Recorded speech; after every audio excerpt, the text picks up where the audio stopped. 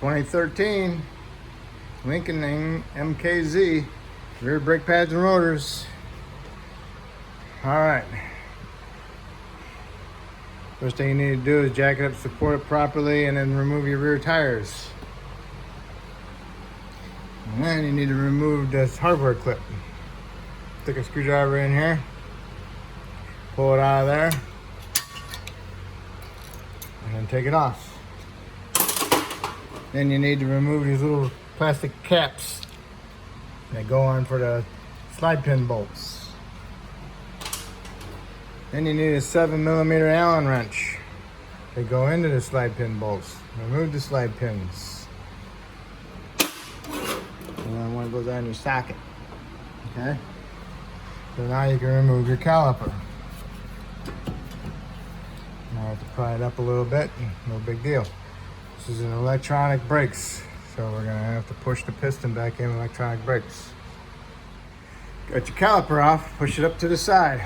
Now you need a 15mm for the caliper bracket bolts. Okay, there's two of them.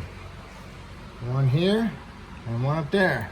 All right, remove them, and you can remove the bracket.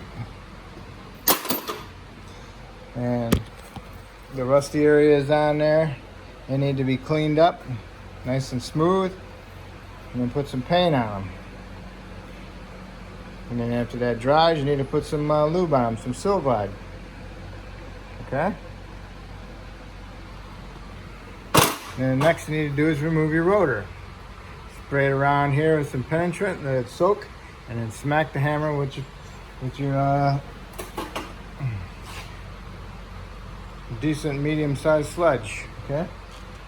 Vibration, all that breaks it loose, and then you pull it off, and then we'll work on the caliper pushing the pistons in. Okay, the rotor is off, and this is the hub. You need to clean all this rust off around the outside and the center, and make sure that this part here, it's a stepped hub. This is lower than the outside and the inside. Make sure there's not a lot of this sticking up through the center and causing it to be not flat. This has got to be true, nice and smooth and flat, so the rotor spins straight.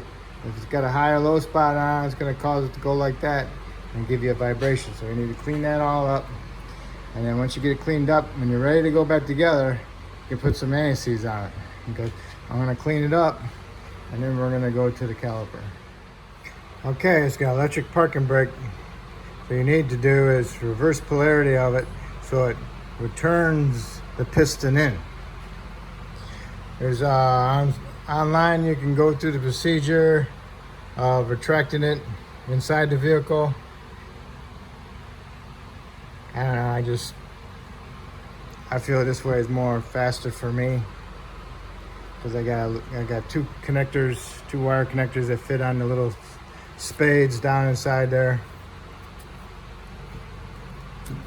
which is pretty nice. They're not very big, just little ones. I put two of these in there. One's got a coating on it so they don't touch, and one's not. And then I'll hook up a positive or negative to one of them, and then I'll hook up the other one just to touch it on there to see which way the piston's going. If you can't see which way it's going, then you gotta put your other hand on there and then touch it with the terminal to see which way it's going. So I got it, this one going the right direction, this one's going in right now. Sometimes you might have to help them out by pushing them in with some channel locks. Now I'm gonna hook up my power. So you can't see it moving, but you can hear it. So then I'm gonna have to put my channel locks on it. I have to help push it in. It's going in. Now I have to hook up the power and push it in with it. Okay.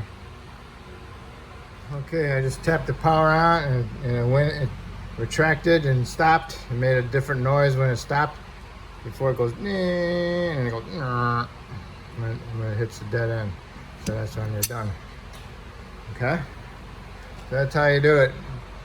If you have the right stuff, I got a battery with 2 jumper leads and then 2 little wires with the terminals on them. And it's either one way or the other. And if you go too far out, just straighten it out best you can. Get some vice grips on, not vice grips, channel locks on there, and reverse your polarity and help push it in. It'll go in. All right, and that's how you push the piston in. All right, get the caliper bracket, get it nice and cleaned up, and then you want to pan it.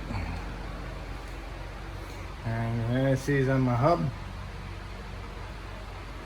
All right, what you need to do is get yourself a medium-sized pair of channel locks and turn the piston so the grooves are like that, little notches, because the inner pad has a little notch on it. The outer pad has 2 notches, okay? But the inner pad also has the spring, so make sure the spring goes into the inner pad, okay?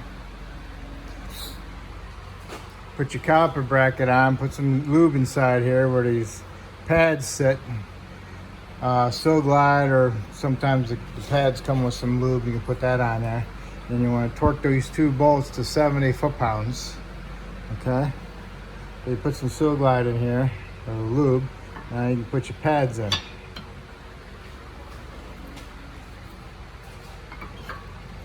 Okay, and these are right there, not this way, this way.